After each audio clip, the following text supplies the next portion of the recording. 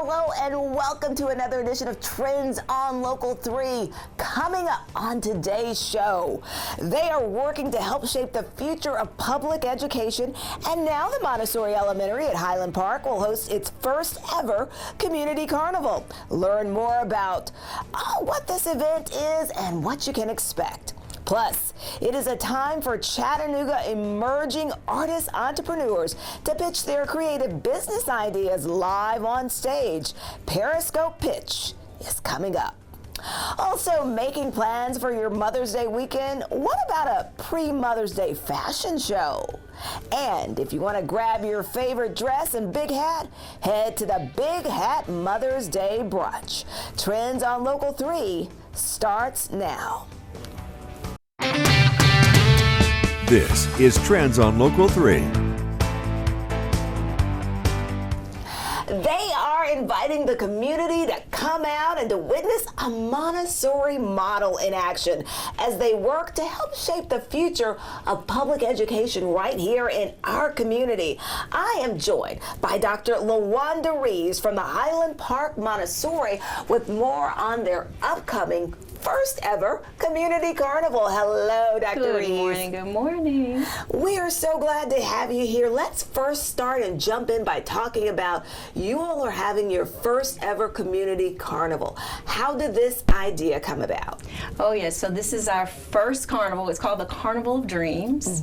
So we wanted to create an opportunity for the community to come out and witness our Montessori model and to see that it is really working. Our kids are thriving, with the model of learning that we have at MEHP. And so we brainstormed, we went through a couple of things and then ended up with the carnival, and took off from there. So our teachers are involved, the students are excited.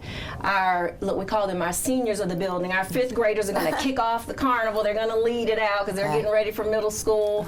Our pre-K and kindergartners are going to decorate the bicycles and the tricycles. So we're all very, very excited just for an opportunity to bring the community together. So let's talk about this when we talk about the Montessori school and this carnival, and it really is like you say, you want to showcase, because some people may be familiar with what Montessori is, others may have heard, but they're still not sure. Right. So you're saying, okay, come on out, because this is not only a fun event for the community, Absolutely. but also a chance to learn. So tell us a little bit about that, about the Montessori model. So the Montessori model differs from your regular, traditional school, primarily in two ways. One way is the philosophy of learning and our approach to learning. So when you come into a classroom at MEHP, you're going to see student-centered learning, where the students are actually in charge of their own learning. The students are encouraged to explore the classroom based on their interest, and it's very self-directed learning. The other facet is the role of the teacher. So the teacher is not just at the front of the classroom giving instructions. Students are not in their seat. The teacher is more of a facilitator, a guide. And so the teacher is walking around and monitoring the students, as they facilitate their own learning, and they're exploring through hands-on activities. The learning environment has been preset by the teacher. So our model has a lead teacher and a teacher assistant in all classrooms. And so again, the teachers have already preset the classrooms with all these activities that are engaging. And so that's how the students are learning. And it really is hands-on, and I will say this from having a son who actually attended Montessori through elementary school. Yes. And so it really is, and that is the thing that you notice, the difference in the atmosphere.